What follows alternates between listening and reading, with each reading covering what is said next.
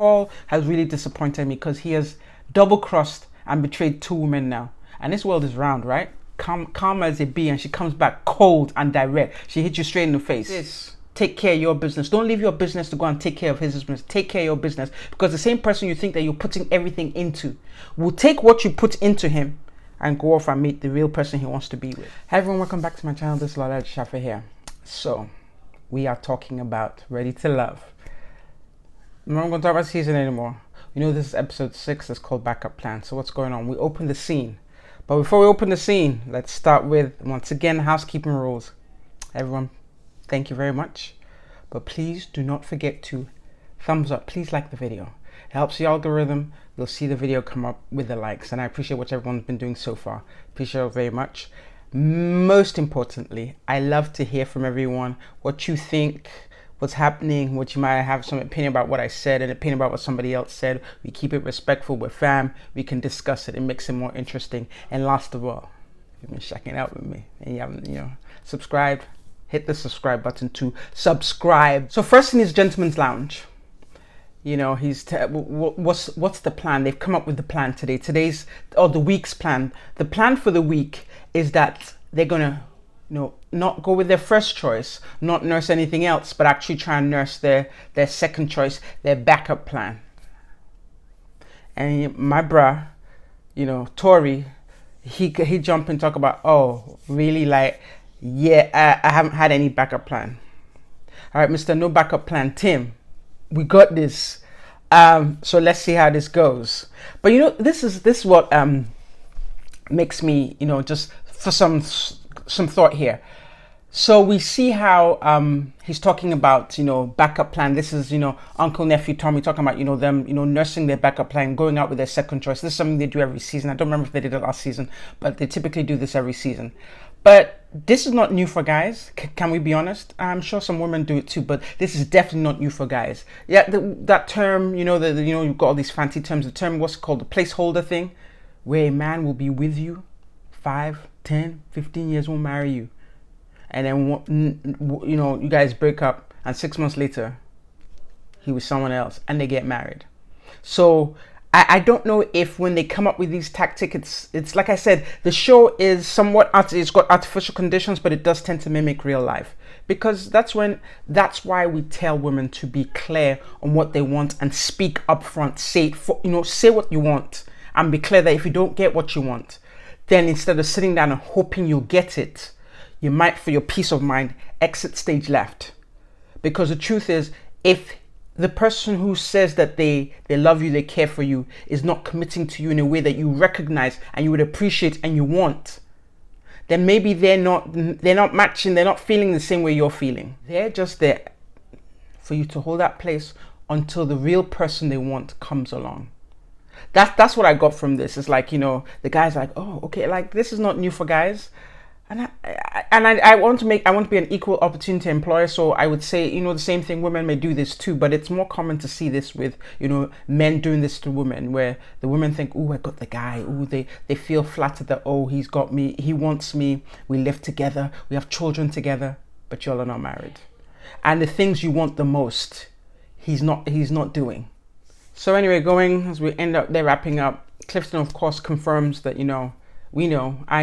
we all know that Joyce's first choice, so he's gonna go with his second choice. Who his second choice? He's going, now he mentions LaKia. Like last week, I thought I heard him talking about Carmen. I didn't hear LaKia's name, but I probably wasn't listening properly. But all of a sudden, Carmen's not on his lips.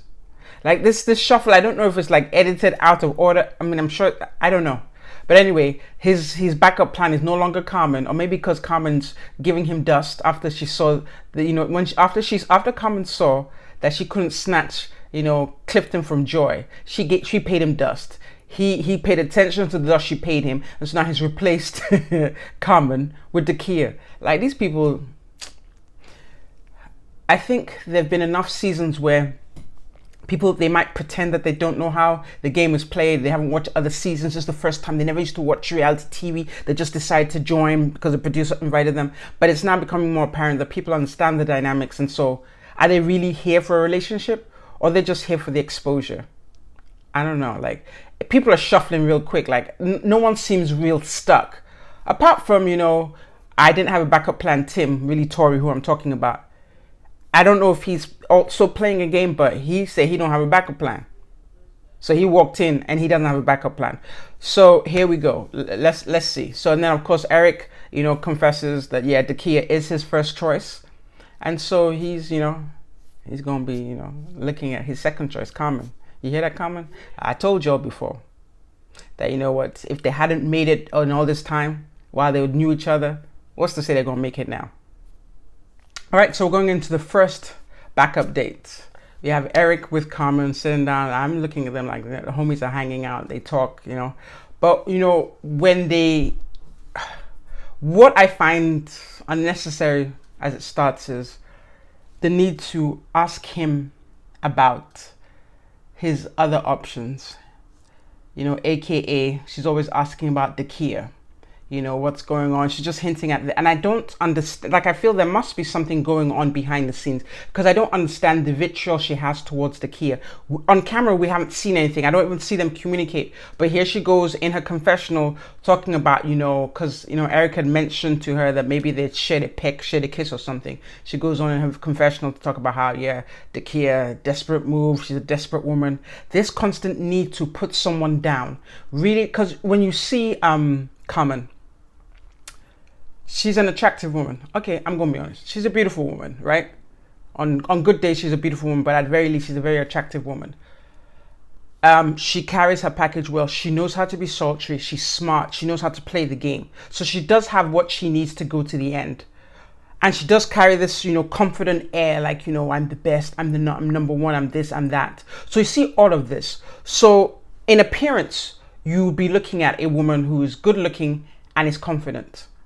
But when I see her do this, when she has to tear someone down, or she has some kind of animosity or vitriol towards another woman about another man, then I ask myself, there really is that real confidence? Because is it just, she's faking it till she makes it? So in order to feel, some of that solid confidence, she now has to put, because if you have to put someone down to feel better about yourself, then you're really not confident. It's fake confidence. And so that's what I'm seeing. And don't we see a lot of that? You see a lot of beautiful women, but what they've been through, what they've come up with, what they've been exposed to, the kind of relationships they've survived, has now robbed them of their self-love and self-confidence to a point where they end up fighting the people they should embrace. And what I mean by fighting the people they should embrace is us as women. We fight each other for no good reason at all, other than we feel like we're in competition with each other. We're not. Another thing I noticed about in their date was Eric's need to, like, she's also very, Carmen was also she's quite pushy. She's pushing for him to say things, feeding him lines, telling him to repeat after her, like it's, it's like show and tell, like you say this, like you say that, like, mimicking, like he's meant to mime her. Literally, it feels like she wants him to mime the words. So she feels like if he mimes the words and says the words, that means he means it. It doesn't. And bro, Eric is not being very sincere. He's not standing or holding his ground. He's like, he's telling her what she wants to hear. Once again, ladies, you may not even be in a situation where you're pushing like Carmen is, but you will hear, or you'll come into contact with men who will do this. They'll tell you the things they want you to hear. And if you're someone who only operates based on what you hear and not combining what you see, and the two correlating with each other, they need to be in, synchrony with each other, then you're going to be deceived. Because Eric, by all accounts, on camera, because a lot of the time the camera makes you accountable, because you remember that, in a confession I said this, with the guys I said this, you know what, that means I'm going to need to say this to her, because then she's going to see it. There's an accountability, because there's someone's recording everything you say, so they can just show it right back to you. So even with that element of accountability there, he's literally just telling her what she wants to hear. And in real life, we don't have that camera for accountability. So if someone telling you you're the best, you're this, just saying all these things, sweet nothings that have your head floating. But like you calling him every 3 days because he not calling you back, or he when he's communicating, he's sending you short text messages. Yeah, look at his actions. Because if he really means what he says, his actions will back up what he's saying. That means his words, he's just saying what he thinks you want to hear. And not necessarily in order to get something from you, but just to keep stuff afloat, keep stuff light, keep stuff, not complicated, because sometimes realness can be complicated. When you're being sincere, when you're being honest, when you're being vulnerable, it's difficult. And some people are just not ready for that. So beware. Don't listen to what they're saying. Look at what they're doing. I like this scene right here. I'm going to try and give you a clip, but let's talk about it. Actually, look forward to a date with you. Oh, really? Yes. I did not think you were interested. Why would you say that? Well, let's kind of take it back. Okay, let's take it back. The beach house, you didn't even speak to me. I own that. Oh, my fault. I own that. Demetrius is definitely my type, but I was a little bit lost at the pool party. I like to date with discernment, so I just wanted to know before I even wasted my time, like, who are you? You getting googly eyes across the table and you nibbling on people's ears. In a way, kind of gave me player vibes.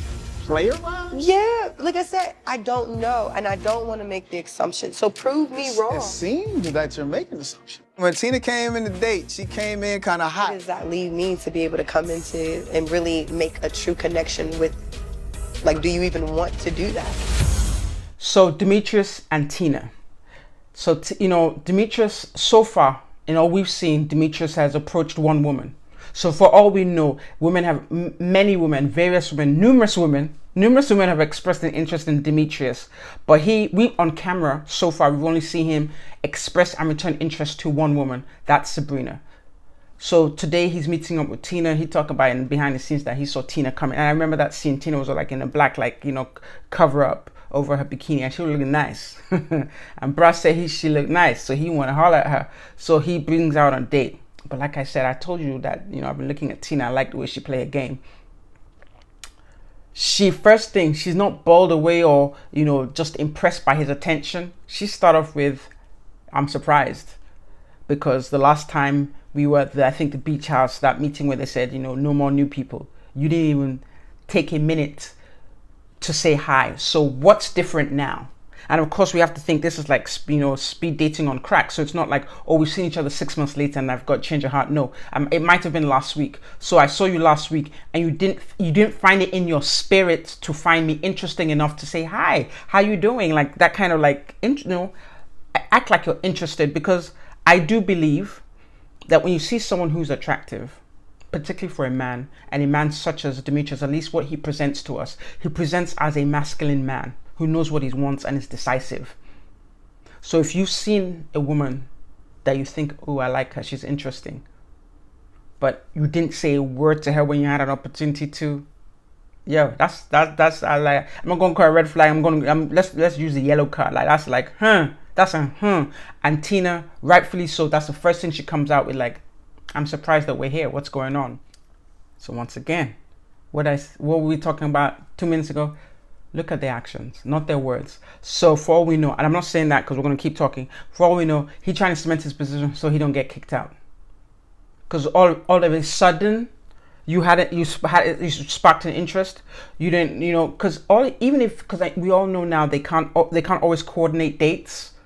But you could have gone to her phone number. You could have been speaking with her on the phone, because we know they do speak to each other on the phone. They don't just, okay, so they may not meet with each other, but I don't think there's any parameters to say they can't speak on the phone. So if there was an interest, you could have gotten her number and spoken with her, but you didn't. So of course, my girl's apprehensive, and I would say this is the point where you trust your intuition. Don't be impressed with the attention you're getting. Trust your intuition. Something don't smell right. So instead of just being impressed and like, oh, Demetrius, no, she's, once again, this sister's been through a lot. She's clear, and she's not going to be dazzled away with some Hollywood glamour, dust, glitter. No, move the glitter away. Let's see what's real and what's not. Like, she's about her business. She came here for a purpose, and she's going to achieve what she came for. I really want to see how things play out for not necessarily with Demetrius, but how she plays this game, because I like how she's doing it. She can be very, she can just be real feminine and just kind of soft. But here, she needs to be clear that, guy, I see you. Now, what's up? Are we playing here, or what's wrong? Because she did ask him, she was asking real questions. Like, she tell him that he come across as a player, because she can see that a lot of the women were into him. But she hasn't seen him really kind of reach out to anyone. So she's like, what's going on? That is, and she's clear that people play that game. So she's wondering, us sitting down, is there a possibility for a real connection? Why should I let you waste my time talk less of emotions if I'm just meant to be playing second fiddle because I think, you know, maybe she's aware that he's talking to Sabrina, so I'm just playing second fiddle to keep your position in line. Like yes, this is a dating show, but I'm not trying to play with my emotions. So this is the kind of things that make it hard for you to be vulnerable with someone because you don't know where they're coming from or where they're going to. I really like that. And so she's cautious. You know, Demetrius tries to cover up, and that's when we see, you know, because I've been, the court has been out. The jury's been out on Demetrius, like, like, yeah, what he about? Like, is he really just someone who just, you know, because he calls himself intentional. Like, yeah, he's, when he's done with this process, he's looking to get married, he's looking for a wife, he's saying all the right things. But really, what's up with him? Even said, I think here, when he said he went to therapy, he solved his issues, done, yo, I got my eye on him, like just like Tina, we're just looking like, okay, I don't know. It's hard to say, you know. It's hard to say where Demetrius has come from, but wait, Demetrius, we're watching you. So anyway, you know, I love, you know, Tina. Tina is fast becoming a favorite of mine because she's just moving with sense. A beautiful woman who knows how to play, be gentle, but she also clear. She understands how the world, and I like the fact that she's been straightforward. Straightforward, not rude, but straightforward. Like, she's not being catty or anything. She came here for a reason. She came here for a purpose, and she's here to achieve. Like, if she's taking this time away from her kid or from work, then it better be worth her while. I'm with you, sis. Like, go ahead. So she's mentioned something about, you know, love is work, but it shouldn't be hard. That's true. And so I think they did mention, or, you know, they talk about conversations, but I really do think, like, a lot of these, when you meet someone, you're going on a date. Yeah, you might just say, hey, what's up for the first minute, but definitely dating is not about meeting someone for drinks, meeting someone at a nice restaurant or having great coffee, going to watch a movie, going to dance. It's about having real conversations and having these real conversations early on rather than later on. What does a person want? What are they interested in? For all you know, you can meet someone who's poly, like Bra, who was, you know, who's he's since left the show. Like, you don't know, what are their interests? What are they really in for? What do they want? And some of these questions are important up front. So you're not honestly, it sounds, so you're not wasting your time. Don't let somebody waste your time, and don't waste somebody's time. So you should be, and sometimes real conversations can be uncomfortable, but it's real life, because you are interviewing a possible partner. A possible partner at this stage in the game for these singles is someone who possibly could be someone they could marry. This is more important than, you know, you job hunting, because this is someone who's linked to you, whether you like it or not, both financially, physically, emotionally, all of that. And so you really need to invest in it. So it's not going to be just some like, okay, no, yeah, like maybe we did that, you know, in, you know, high school, maybe early college, but at this point in time, yeah, it's just like, it's real, like checklist. Well, maybe you won't bring out your checklist, but, you know, early on, it's not like, oh, I'm interviewing, are you going to be my husband? No, I'm interviewing, are you a suitable partner for me? Particularly for women. I think now, like the way Tina's playing this game, she's interviewing Demetrius. Is he suitable for her? She's not thinking like, oh, he picked me. Oh, no. She's like, is he suitable, or is he here to waste my time? And she ends up the conversation with, you know what? I want transparency and I want consistency. Boom. Tina's the MVP right now. She's saying what she wants, and you really need to, you know, say what you want. If they meet it, fine. If they don't, then they drop off. Because then you don't want someone occupying the space, the wrong person occupying the space, that prevents the real person from coming towards you. All right, so we're going to talk about my man Donovan. Donovan is smart. I'm not even mad at him. Like, the jury was out on him. I didn't want to make any, you know, reservations. And I'm looking at him like, I didn't like the way he talked about Precious. I'm looking at his eyebrows. Okay, fine. But now this week I'm like, all right, he understands how this game is played. Like, he's like, I came in late, so I'm going to catch up. Like, I'm not saying they did the dates on the same day. Or maybe they did do all the dates on the same day and just changed outfits. I don't know. But anyway, Donovan meets up with 3 of the women. Like, you know, Bob's stepping up his game. So meets up with 3 women. He's meeting up with Sabrina, meets up with LaKia, and meets up with Carmen. So we're going to start with, his date with, I'm trying to say we start from the bottom or we start from the top. Let's start from the bottom. So he meets up with Carmen. They talk about kids. He's asked, I think he kind of asked her, do you want kids? She prefers none because I think she has one.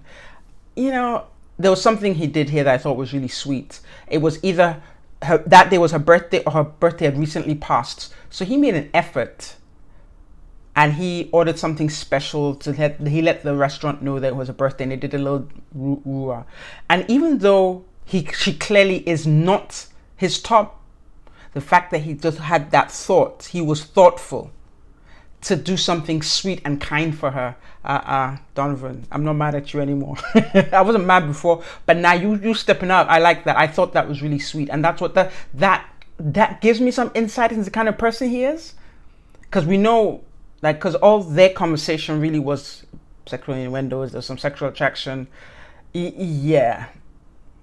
He even mentioned it that, he felt that his connection with Carmen was more sexual chemistry than anything else. So I would just say, based on his date with Carmen, I still haven't gotten everything yet, but it really looks like, where I see it, that Donovan wants to be the pursuer and doesn't want to be pursued, which means he's occupying his masculine energy, because Carmen did have a kind of energy, like, hinting about it. Like, they had, like, I don't know if they didn't see it last season or I wasn't paying attention, but they heavy on sexual innuendos this season, like heavy. Like, she was doing all the stuff she did. She was coming a little strong. And I don't know if that was one of the things that made him kind of, pull back. Because, and that's the thing. It's like it's a push and pull thing. So if you're the one pushing, then there's almost an automatic reaction to for that person to pull back. So ladies, you pull back, let him come forward. There's always this thing. Again, it's all games, but this thing, I have a loud voice, so I don't do that. But I do hear people say that, sometimes it pays, like if you're talking with someone you're interested in at a table, that bring down your voice just a timbre, just a little bit. So the person has to lean forward. And that action of leaning forward, not just physically, that will also engage them mentally, like, to listen.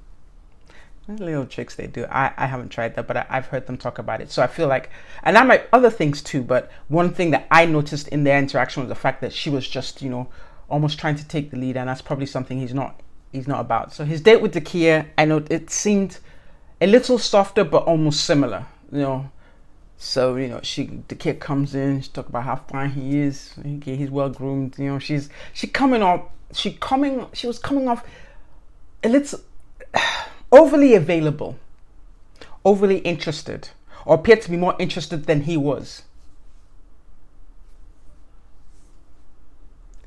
You don't want to do that. I'm not saying you can't pay them compliments, or you can pay them compliments, but you want to receive the attention. Don't give the attention. Like, I'm not saying ignore him, but let him do the gushing. It felt like, LaKia was the one gushing, and he's just playing cool, calm, cucumber collector. Like, yeah, I'm the stuff. That's right. And that's what it looked like. So she just seemed eager and easily impressed, and impressed that she got picked for a date. It's like, ooh, he's fine and he picked me. I do kind of like LaKia. I'm not sure how it's going to play out for her, but she just seemed a little eager, more eager than I'm comfortable with in that position. Because it just looked like Donovan can easily become overconfident. Because I'm not sure. I can't really tell his height, but he definitely seems to have a decent build, decent facial features. So he's feeling himself, So if you give him too much attention, like, he might forget the positioning. But at the same time, he will note that and may not be interested in being pursued.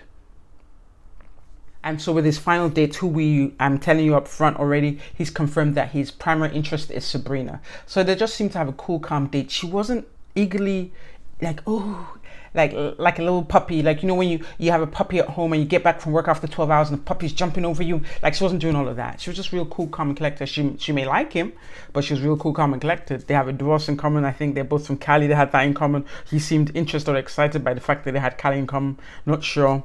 And then he which is clear, and you see how he did this here. He was very it was very important for him to clear with her, look, before I start wasting my time, I saw you with my boy Demetrius. Like, is there an opportunity, is there space for another connection? Like, if you're not open to it, let me not waste your time, let me not waste my time, let's keep it moving. And she's like, no, G, the show ain't over yet. Like, bring it on. So he feels good. So right now he ends the date with, like, she's a catch. He feels like there could be connection, there's some chemistry, like, woo. And when I look at the 3 dates, yes, there's such thing as, like the physical features, a preference for a certain body type, a certain look. Yeah, there's that. But if I'm just looking at based on 3, because the 3 women he went to date, he went on dates with were 3 very attractive women, well spoken, well accomplished. So what was the difference? What made Sabrina kind of pump up, based on my opinion, was just the cool, calm energy. She lay back so he could come forward. The other 2 seemed to be all, you know, like the excited puppies that you haven't been home for a while. So that's just, you know, so just to conclude, to me, the reason how Sabrina came up front, like she played it cool. Y'all played cool. All right, so Clifton, LaKia, what is there to talk about here? They do the oyster thing. Everybody like, I ain't trying to open my mouth. And like, you know, I think he pointed oyster and they keep an eye contact. It's kind of weird, yo. I don't remember looking at you where I put something on. Like, they just had this, like, always want to put something in my mouth, da, da, da. Like, it's okay. Long and short of the dates, you know, Clifton is saying that he, you know, he had thought she was straight-laced and had like a 9-to-5 attitude, I guess, based on his impression, his assumption, because she's a NASA engineer, is a NASA engineer. But then he hears other things. She has, you know, she has an artistic side. She likes to dance. She's into adrenaline, sports, that kind of thing. So now he's like, okay, she's coming up the leaderboard, but we still know Joy's his first choice. All right, so Paul and Joy meet, and immediately, like, they sit down. I'm like, yo, this is like what they're coming for, like, this is a brother sister like picnic. But then Paul says he had wanted to have that date to see, you see, like this is what I want to say. You see how men do. Like you guys listening, you see what they do. We will meet someone and we're already imagining the white wedding, you know, go walking down with the flowers, having children with him. Nah, they'll meet us and they're checking to see, is this person a viable candidate? We don't do enough checking. That's what we need to start doing, women. Like, don't let people lie to you. That wedding stuff, forget that wedding stuff. Somebody's in front of you. You start checking to see if they're worth your time. Start checking to see if they're actually, if their characteristics and who they are mesh with who you are. Because that's, Paul had this date. Not because he felt, he thought she was attractive, but he was trying to see, is there anything? Like, it seems like guys do more testing to see if it works than women do. Women, we just seem to be bowled over and impressed by the attention. Like, guy, no, but he's not like worried about the attention. Like, ooh, she showed up. Ooh, she's one of the hot catches. Nah, he trying to see, like, do we mesh? Is this going to work? Or do I need to go back to, do I need to go back to the drawing board?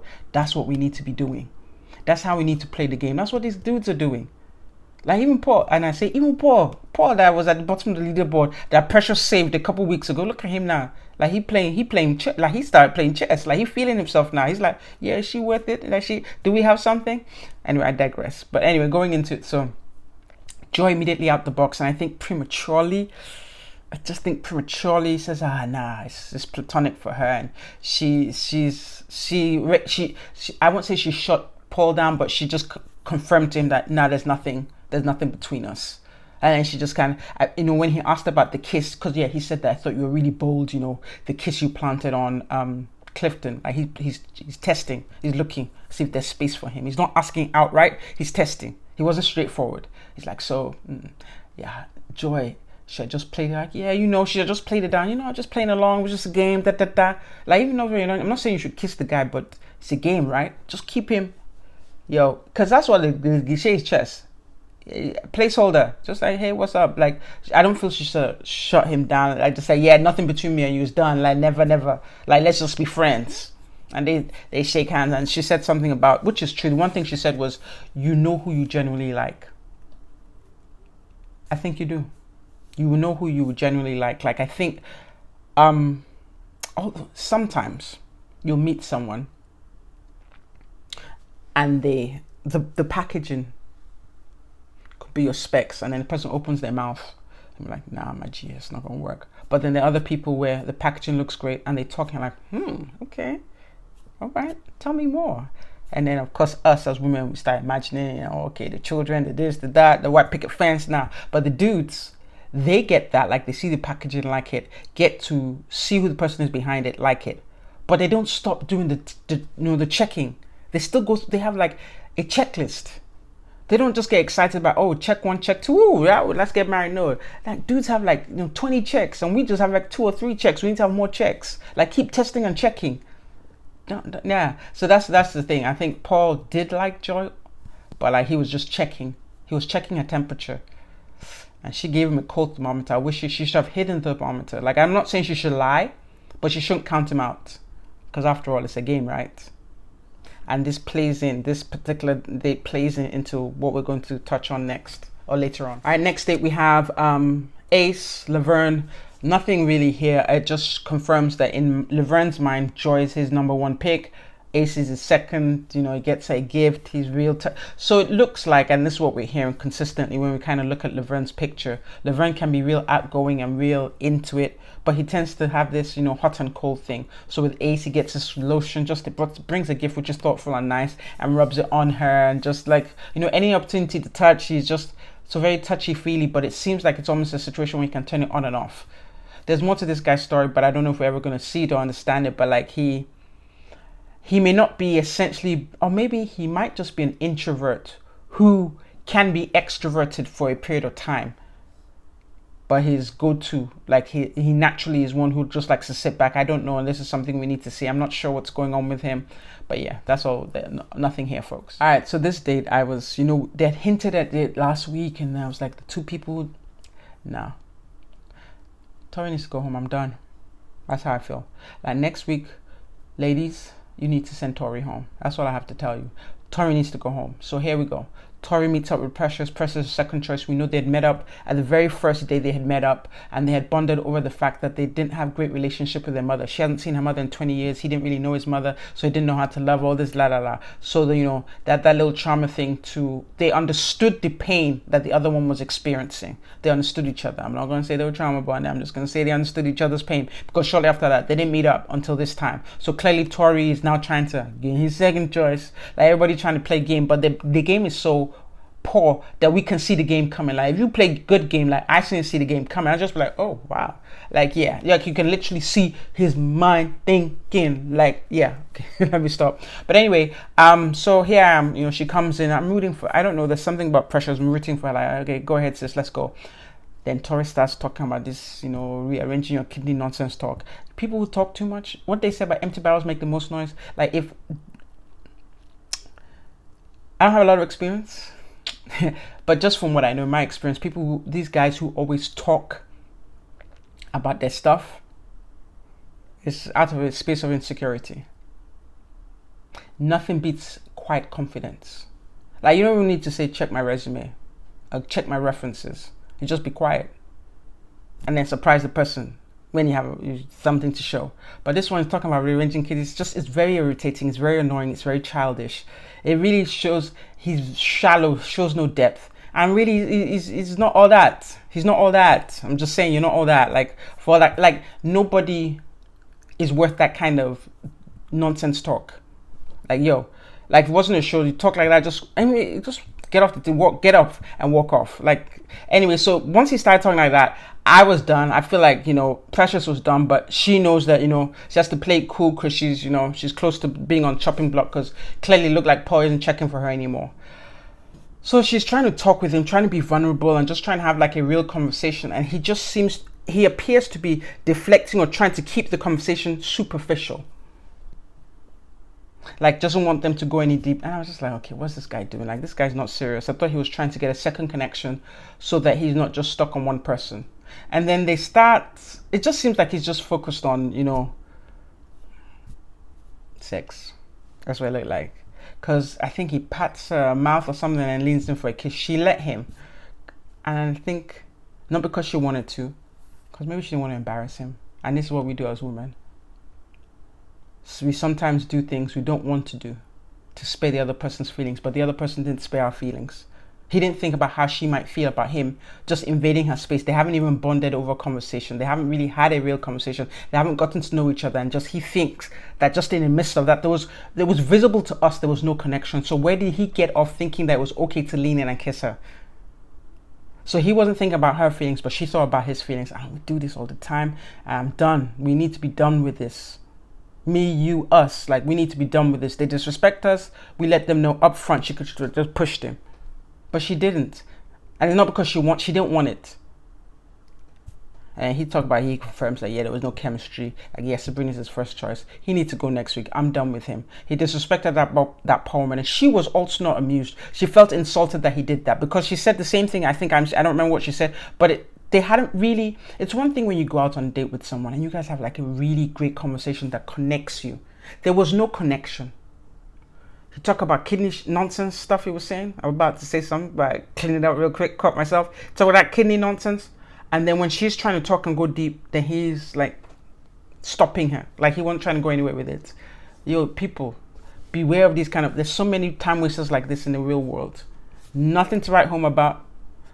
Like, nothing to write home about. So before I say what I don't want to say, I'm going to just move on. But he needs to go home next week. I'm done with this fella. Like, he's a disgrace.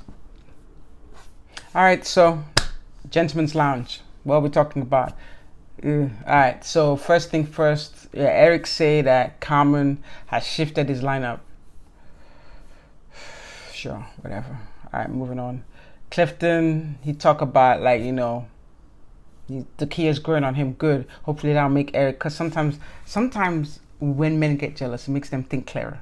Like when they realize that the person they're looking at with small eyes, somebody, because another man's meat is another man's poison. Another man's poison is another man's meat. Another man's treasure is another man's, you know, just something to just throw away. So if you're not looking clearly, somebody else can appreciate that. So the fact that Clifton, one of the hotcakes, can appreciate the kid, and that maybe Eric will stop talking that much about, Carmen is coming up his leaderboard. Let's see how that goes. Then of course, you know, Demetrius talks about his interest in Tina. Paul looking like, amused by it, talking about he got a special connection with this lady. Paul, you just is the grace of God and the grace of Precious that you're still here. I hope you remember this, and when you're watching it, just know that. Anyway, moving on. But Donovan, like I said, this week he's stepping on people's necks because he took all the hot ladies out. LaKia, Sabrina, Carmen, okay, right. And then what was odd is, and the thing is, with editing, we lose context. What was going on? How did the conversation get there? So I'm saying this as a prequel to the fact when Lavern says that, guys, you know, don't be scared to say who you want. Don't worry about what this person wants. And then, you know, all of a sudden, Eric is like, I don't need your advice. I would say in that regard that hit dogs holler, because I don't know, but like I said, everything is out of context, so I don't know what transpired. We don't know the real conversation, but like, did, you know, Eric feel like, you know, Lavern was talking to him? Because I feel like Eric just says he always seems to say what the next person wants to hear. He's never truly expressing himself. That's what we're seeing. Like the camera's showing him feel one thing, but say another, particularly with the women. So now he's talking about, Carmen's coming up his leaderboard, but really, is that the truth, or is he just talking? I don't know. So I don't know. It just seemed there was some misunderstanding in Gentleman's Lounge, and it didn't make sense.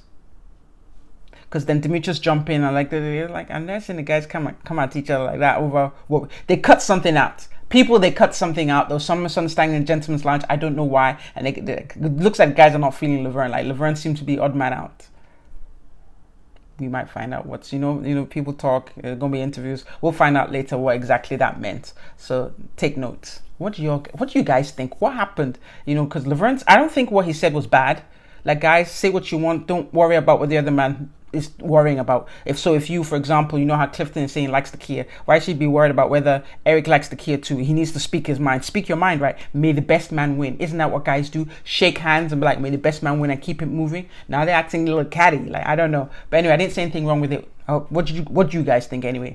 All right, so we're now going into the elimination dates. It looked like, as they're voting, I want to say that Paul is a Judas. Like I've been saying that I've been saying for a couple episodes now that I really want to get to see who this guy is. I don't know if there's anything to see anymore. Because first of all, Precious that tried to save him. He didn't fight for her. He was done with her at the beach house when he felt that she was being too boisterous. Like he was done with her, told her to go mingle, and like their connection literally fizzled out after that. Once he saw Tina, their connection fizzled. Does that guy know that this woman fought for him? Does he know that? Okay, 1. 2, he sits with Joy. Joy is like real nice. They shake hands. They're cool. Like he threw Joy on the chopping block too. Like this guy is a Judas. Like if I didn't have so much beef with Tori, I would say they need to send you home next. But Tori needs to go. Like that, he's totally not a gentleman. Like all the stuff, his kidney talk, we've had enough of it.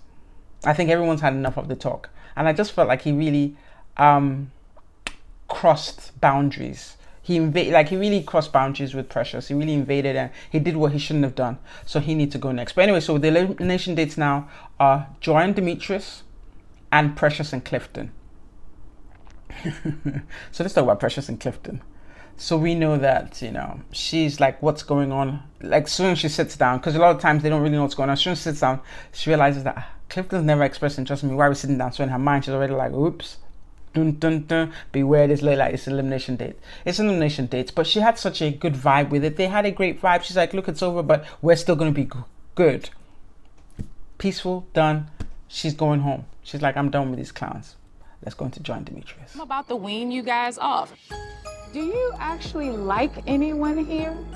Do I like anyone? Yeah, like, do you genuinely, like, feel someone here? Yes. Okay. I don't know if you're here for love. That's just, So, and that's just so what me. do you think I'm here to get to the end or come to a finish line or like what is my purpose in being here? Either that or start some one or whatever. Start some Whatever. I'm here to start some I don't know what I would start. We feel that you are not ready to end the journey just yet, but you're kind of like on notice. I get it. He had a message that he had to convey. I know I came in hot. I blew up on him. And I'm sorry I killed the messenger. No, I'm not. Bang, bang. So, you know, Joy there, Demetrius meets up. She already feeling like suspicious. And then I feel like, you know, Demetrius' approach was kind of odd. Like, I want to know where I stand with you. Like, once again, I don't think, or maybe because she was feeling some kind of way. Immediately, Joy, like, shut him down, like, she gave him 2, like, double bar in the chest, like, nah, I'm not interested in you. Like, she gave 0 energy to this guy, but it almost seemed like Demetrius' energy was off anyway. And then I don't even know if he was able to get his stuff out, but she told him, hold on, took a sip of a drink, and then she didn't let him. She's like, you know what? Like, my G, do you even like anybody here? Like, do you have a connection with anyone here? Because I haven't seen your ass with anyone. Like, what? You want to come and tell me I'm not ready to that? She didn't let him land. She's like, yeah, who did?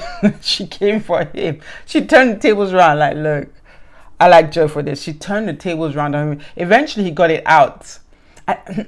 Before I even got it out, he said, are you here for anything? It's like, 1, do you have connection with everyone? Are you here for love? Are you here to just stir stuff up? Like, ooh. She came for him. Anyway, he was able to get it out that the guys think that, you know, it's not time for you to go home yet. And then she gives him a hug, and then in a confessional, she's like, I'm sorry, but I'm not sorry. Like, she shot him and like, yo.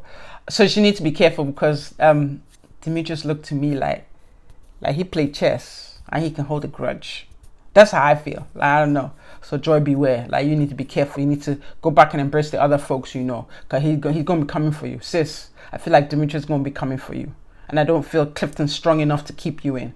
Because they just have him looking like Lucas said on camera. I don't hear him fight for you the way we heard Precious fight for Paul. Like Clifton looking like how many people said Joy? Like 3 people said Joy. And I'm not even going to try to start remember who they were. But we know Paul was one of them. The Judas. And maybe they cut it out in the interest of however they shot, but they didn't show, you know, Clifton fighting for his first choice.